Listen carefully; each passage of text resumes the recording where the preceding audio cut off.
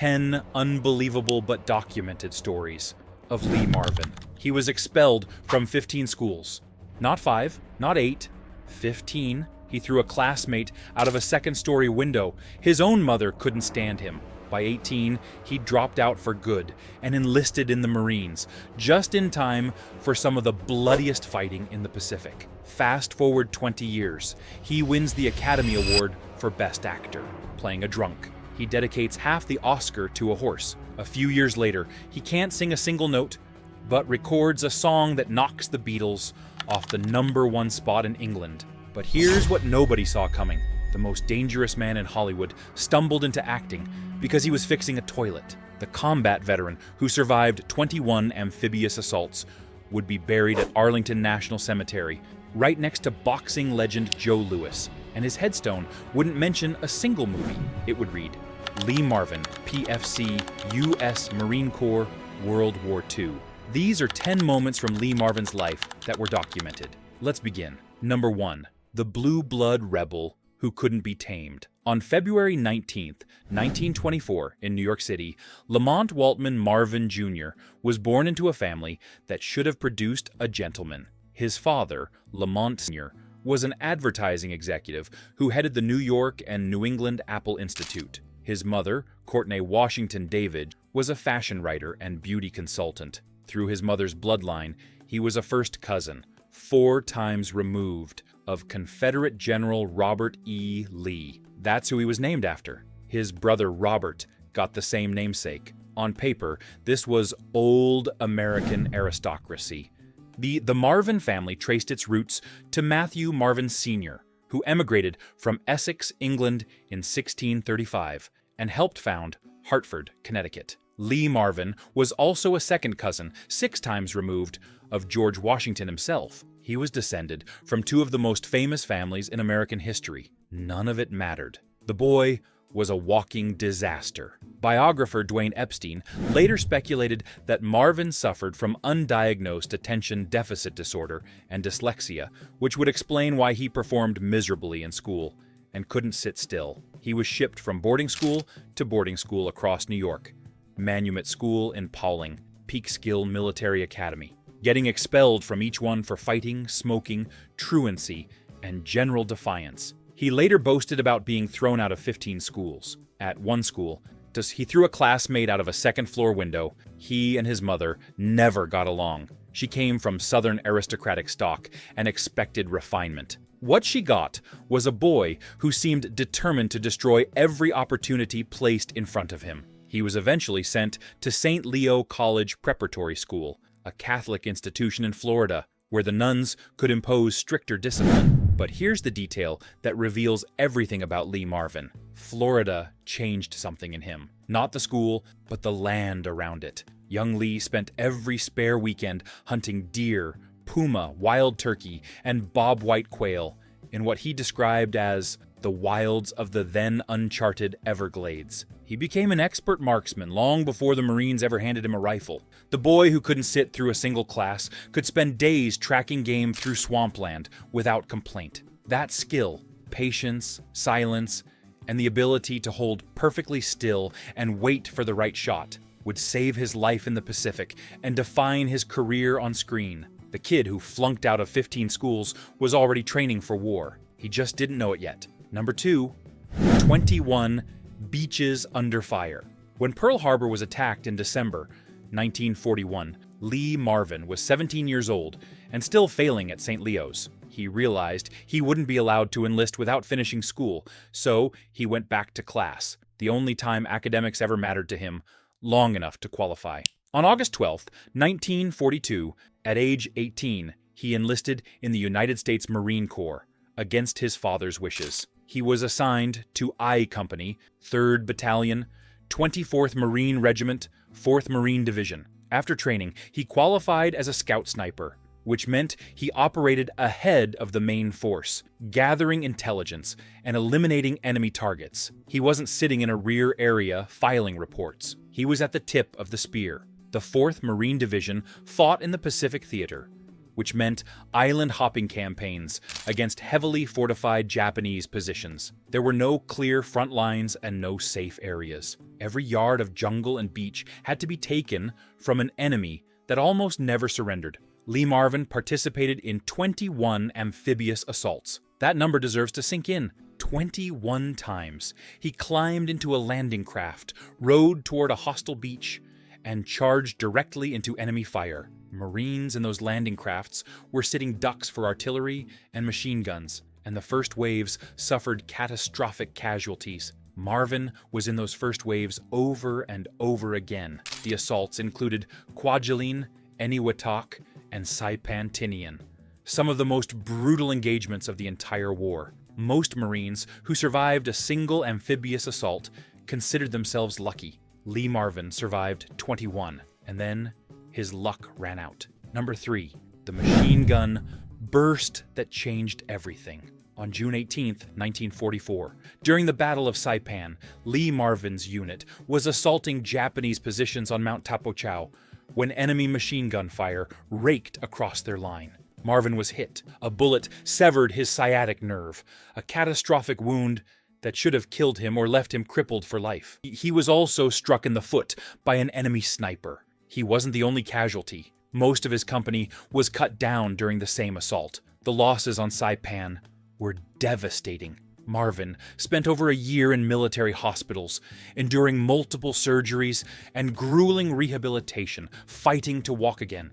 Doctors told him he would always have a limp. Through sheer determination, he taught himself to disguise the permanent nerve damage well enough that most audiences never noticed it in his films. But the damage was real, and he carried pain from that machine gun burst for the rest of his life. Think about that. Every time you saw Lee Marvin walk across a screen looking like the toughest man alive, he was compensating for a wound that never fully healed. For his service, he received the Purple Heart, the Presidential Unit Citation, the Asiatic Pacific Campaign Medal, the American Campaign Medal, the World War II Victory Medal, and the Combat Action Ribbon. He was medically discharged with the rank of Private First Class. Unlike many actor veterans who romanticized their service, Marvin was brutally honest about what combat was actually like. He once said, "I was scared to death.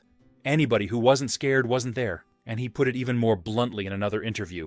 "I got shot in the ass and sent home. That's the truth." Any man who says he enjoyed combat is either a liar or a fool. Director John Boorman, who worked with Marvin on Point Blank, later observed, "Lee understood violence in a way most actors never will. When he portrayed a violent man, there was a truth to it that came from having seen men kill and be killed." The menace audiences saw on screen wasn't acting, it was memory. Number 4, the plumber who accidentally became an actor.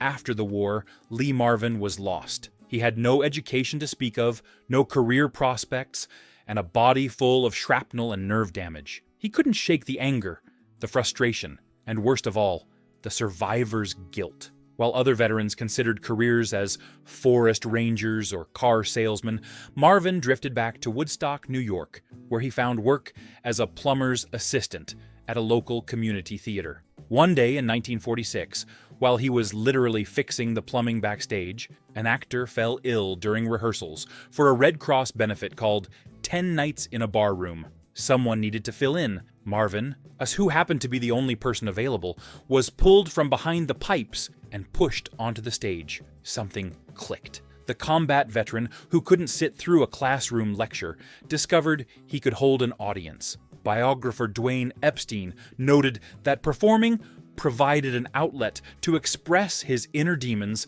that had been frustrating him since the war. Acting didn't cure the nightmares, but it gave the rage somewhere to go. That accidental audition led to a summer stock job with the Maverick Theater in 1947, paying $7 a week. From there, Marvin used his GI Bill to study at the American Theater Wing in New York. He appeared in off-Broadway productions, including the original version of Billy Budd in 1949, and began landing small television roles on shows like Escape, The Big Story, and Treasury Men in Action. His first film role came in 1951, a small part in You're in the Navy Now, alongside another unknown at the time named Charles Bronson. Marvin decided to stay in Hollywood, where his war experience made him invaluable on set. Directors quickly learned that the tall, silver-haired veteran with the gravelly voice could make military scenes look authentic, because he'd actually lived them. He could correct the way actors held a rifle, demonstrate realistic combat movement, and bring a physical truth to violence that nobody else in the room possessed. The man who started his entire career because a toilet needed fixing would become one of the most respected actors in American cinema. Lee Marvin himself summed it up perfectly. Broadway was a damn bore. The New York stage is a hustle. Hollywood at least felt honest. Number 5. The most terrifying villain John Ford ever filmed. Through the early 1950s, Marvin was typecast as the heavy in film after film. He played psychopaths, thugs, and killers with a naturalism that unnerved audiences and co-stars alike. In The Big Heat in 1953, he played Vince Stone, a gangster who throws scalding coffee in Gloria Graham's face, a scene that shocked audiences and remains one of the most disturbing moments in film noir history. That same year, he played a rival motorcycle gang leader opposite Marlon Brando in The Wild One. But it was John Ford who gave Marvin the role that cemented his reputation in The Man Who Shot Liberty Valance. In 1962, Marvin played the title character opposite John Wayne and Jimmy Stewart, two of the biggest stars in Hollywood history. Marvin played Liberty Valance with such cold-blooded authority that he dominated every scene he was in, even standing across from the Duke himself. The film's title tells you everything. The entire story revolves around the man who shot Liberty Valance. That's how dangerous Marvin made the character. He was so threatening that his death became the defining event of the film. Wayne reportedly took a liking to Marvin despite, or perhaps because of, his intensity, and specifically requested him for Donovan's Reef the following year. James Coburn, himself known for playing hard-edged roles, once said, "When Lee walked onto a set, there was an immediate shift in the atmosphere. Everyone straightened up a bit. There was something genuinely dangerous about him that you couldn't quite put your finger on, but you definitely felt it." Here's what made Lee Marvin different from every other screen villain of that era. The other actors were pretending. Marvin was simply being himself in front of a camera, and the camera knew the difference. Number 6. He won the Oscar playing a drunk and gave half to a horse. In 1965, everything changed. Lee Marvin, the career villain, was offered a dual role in Cat Ballou, a comedic western starring Jane Fonda. Kirk Douglas had been offered the part first, but his agent turned it down, thinking it was too small. Douglas later wrote in his 2007 memoir, "My agent talked me out of it because he thought the part was too small." Lee Marvin played the part and won an Oscar. Bad decision by my agent. Marvin played two characters. Kid Shalene, a hopeless, stumbling drunk who can barely stay upright on his horse. And Tim Strawn, Shalene's brother, a cold-blooded killer with a prosthetic silver nose. It was the first time audiences had seen Marvin be genuinely funny. The physical comedy was extraordinary. His pants falling around his ankles, leaning against a shed in a drunken stupor alongside an equally drunk horse, singing "Happy Birthday" at a funeral because he was too hammered to realize what was happening. The film was shot in just 32 days on a tiny budget. Nobody expected it to become a hit. It became the 7th highest grossing film of 1965, earning over $20 million at the North American box office. Marvin won the Academy Award for Best Actor, the Golden Globe, and the BAFTA. During his acceptance speech, he kept it short and finished by saying, "I think half of this belongs to a horse somewhere out in the San Fernando Valley." The audience roared. It became one of the most quoted Oscar speeches in history. At 41 years old, the career villain was suddenly a leading man. Cat Ballou was a low-budget picture that nobody believed in, made with an actor nobody would have cast as a comedian. It made over $20 million and won the star an Oscar. The role Kirk Douglas turned down launched the final, most iconic phase of Lee Marvin's career. According to his ex-wife Betty Marvin, he wasn't entirely acting in those drunk scenes either, but that's a story for later. Number 7. The man who couldn't sing knocked the Beatles off number 1. In 1969, Marvin starred alongside Clint Eastwood in Paint Your Wagon, and a musical western based on the 1951 Broadway show by Lerner and Loewe. It was an unusual choice for two actors known for shooting people, not serenading them. The film cost roughly $20 million to produce and was a financial disappointment at the American box office. But something unexpected happened overseas. Marvin's rendition of Wand'rin' Star, a melancholy song about a drifter who can never settle down, was released as a single in the United Kingdom. His co-star Gene Seberg described his voice as like rain gurgling down a rusty pipe. Someone else called it the first record made at 33 RPM, but played at 45. Lee Marvin could not carry a tune.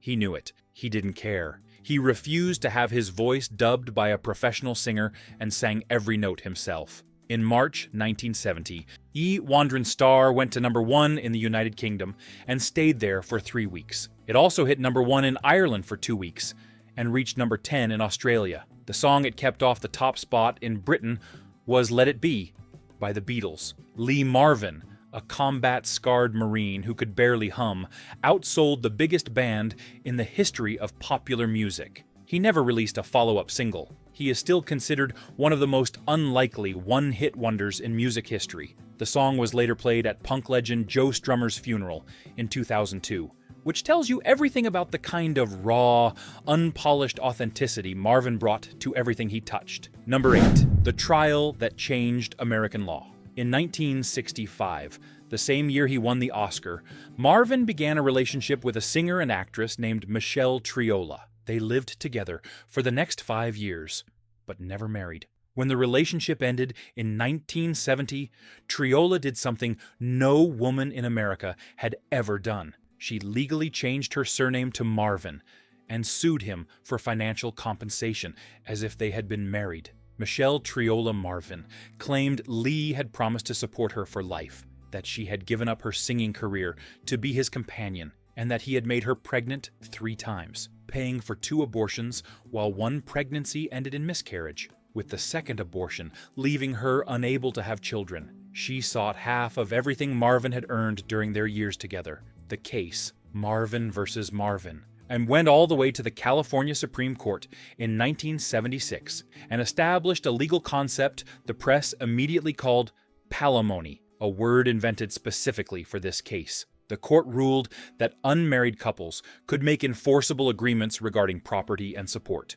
even without a formal marriage contract. It was a landmark decision that reshaped family law across the country. In 1979, the trial court denied Triola's claim for half of Marvin's property, but awarded her $104,000 in rehabilitation money. The dollar amount was modest, but the legal precedent was enormous. Marvin versus Marvin is still studied in law schools today, and every Palimony case filed since traces directly back to Lee Marvin's living room. Meanwhile, Marvin had already moved on. In October 1970, the same year he and Triola split, he married his childhood sweetheart, Pamela Feely. They stayed together until the day he died. 17 quiet years that never made a single headline. Number 9.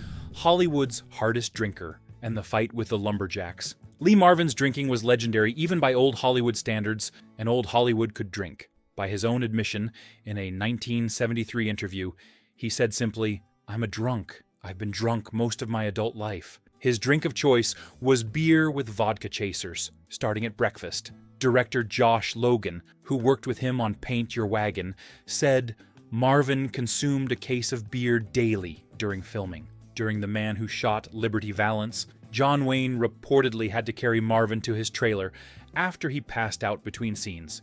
Burt Lancaster nearly threw him off a mountain during The Professionals in 1966. Director Richard Brooks had to physically intervene because Lancaster was so furious at Marvin's alcohol-fueled unreliability. But here's the detail that defines Lee Marvin's particular brand of chaos. While filming on location in Oregon, he walked into a bar and got into a fight with an entire team of lumberjacks. Not one lumberjack, a team. Multiple witnesses reported that Marvin, well into his 40s at that point, held his own against several much younger men until state police arrived to break it up. The next morning, covered in fresh bruises, he showed up to set on time, refused medical attention, and didn't ask for a single schedule adjustment. That was just Tuesday for Lee Marvin. Director Samuel Fuller, who worked with Marvin on The Big Red One. I said, Lee had experienced the worst of humanity during the war, and that gave him a philosophical outlook you wouldn't expect. He could be discussing Ernest Hemingway 1 minute and demonstrating the most efficient way to disable an opponent the next. The drinking finally caught up to him. In 1977, after his doctor showed him his liver x-rays, Marvin quit cold turkey and stayed sober for the rest of his life. The hardest drinker in Hollywood simply stopped. No rehab, no 12-step program. The same willpower that got him through 21 amphibious assaults and a year of rehabilitation from a severed nerve got him through sobriety. He once told an interviewer that he was one of the first Hollywood celebrities to declare support for the gay rights movement in his 1969 Playboy interview, and adding that he had no problem playing gay characters because he was secure in his own identity. That kind of public stance in 1969 from a Marine combat veteran and Hollywood tough guy was virtually unheard of. Lee Marvin didn't perform courage. He just had it. Number 10. The Headstone, that doesn't mention a single movie. After quitting drinking, Marvin continued working through the late 1970s and 1980s, though with fewer leading roles. He reunited with Charles Bronson for Death Hunt in 1981. Vincent Canby of the New York Times wrote that 2 old pros were at work, and that each can create a character with ease out of thin, cold air. He appeared in Samuel Fuller's The Big Red One in 1980, a war film based on Fuller's own combat experience, and Marvin considered it one of the best things he'd ever done. He openly preferred films that reflected the reality of war, not the glorified version. He once said he hated The Dirty Dozen, his most commercially successful film, because it was nothing like the actual war. He much preferred Hell in the Pacific and The Big Red One, both of which reflected his strong anti-war convictions. The man who had fought in 21 amphibious assaults came home opposed to war entirely, and he spoke out publicly against Vietnam. His final film was The Delta Force in 1986, alongside Chuck Norris. By then, his health was failing. That same year, he was hospitalized with coccidioidomycosis, a fungal infection known as valley fever. The steroids used to treat his breathing caused a ruptured intestine, requiring a colostomy. On August 29, 1987, at the age of 63, Lee Marvin died of a heart attack at his home in Tucson, Arizona. His wife Pamela was at his side. He'd been hospitalized for more than 2 weeks before his death, suffering from what was described as a run-down condition related to the flu. Because of his combat service, Marvin was entitled to a full military funeral. He was buried at Arlington National Cemetery in Section 7A, just below the tomb of the unknown soldier,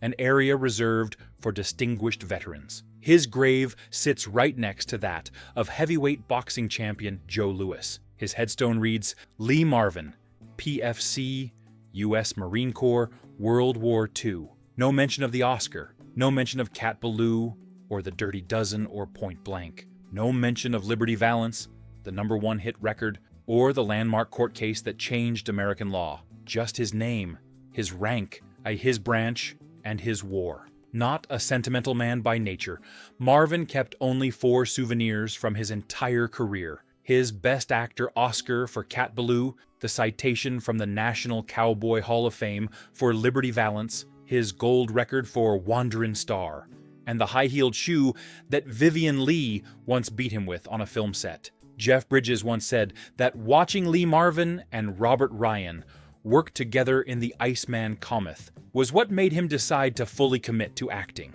What surprised Bridges was that despite their obvious tough guy personas, they were unusually kind and giving actors. That shouldn't have surprised anyone who understood Lee Marvin.